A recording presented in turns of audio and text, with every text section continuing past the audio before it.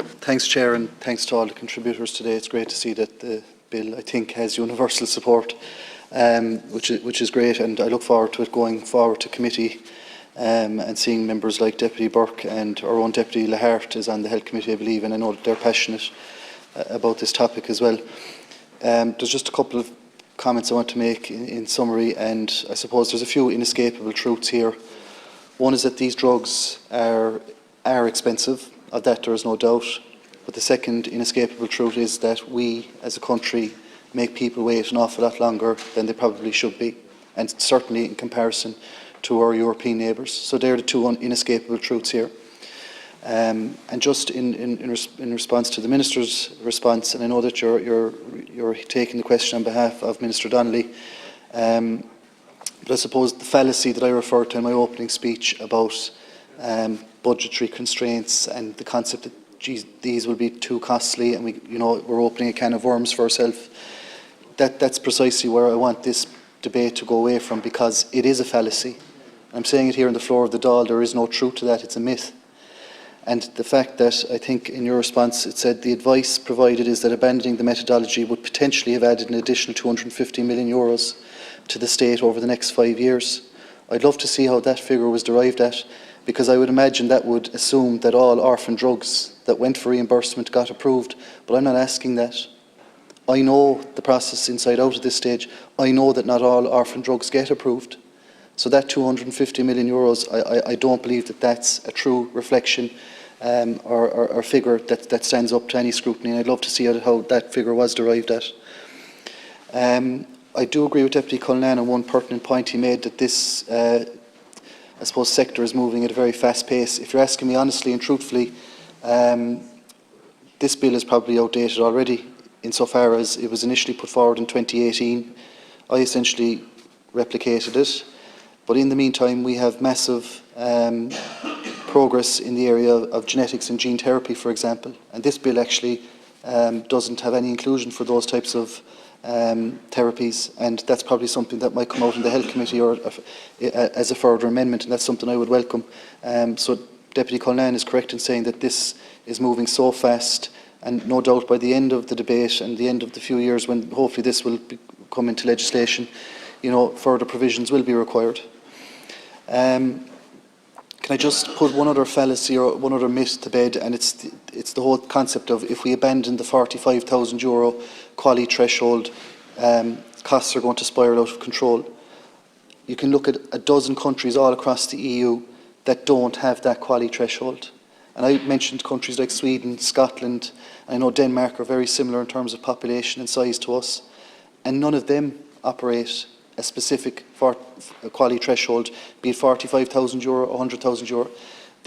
They assess a drug on its efficacy, and then they do the cost-benefit analysis in the process. So all drugs get a fair chance. The real fundamental issue here is that orphan drugs are not assessed as orphan drugs. So if you have a patient, or if you have 1 million patients in the country that need a new drug, there's a specific pathway for them. But as Deputy Burke alluded to earlier, if you have 10 or 20 patients needing a drug, obviously the cost will go up. But there is no specific pathway or process for that drug to be analysed. It's analysed in the same bucket, we'll say, as the 1 million patients, which is completely madness. It's just complete madness. There should be a specific pathway with specific criteria, specific timelines, because the reality is, if I refer again to Deputy Moynihan's PQ, which I mentioned, the 1,361 days on average, for a drug coming into somebody's possession, 426 of those days are on the initial application. And if you actually drill down to that 426 days, any of these companies that are applying for reimbursement for orphan drugs know the answer to that application process already. They're going to be over the €45,000. It makes no sense that they will be assessed as the 1 million patients I referred to earlier. It's completely bonkers. So in that respect, what we're trying to do here is to provide a statutory footing for orphan drugs. It doesn't have that at the moment. So it's providing, hope for patients in the future, that they will be assessed, or their drugs will be assessed on their own individual merit, and not with, mainstream drugs or mainstream illnesses. That's the crux of the matter here.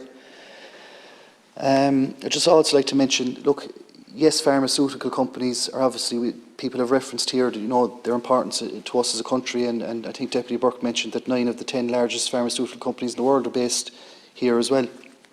And it is unfortunate then that, drugs being potentially made in Ringaskiddy or in Little Island or wherever it might be, we can't get them here, but we're exporting them all over potentially the continent.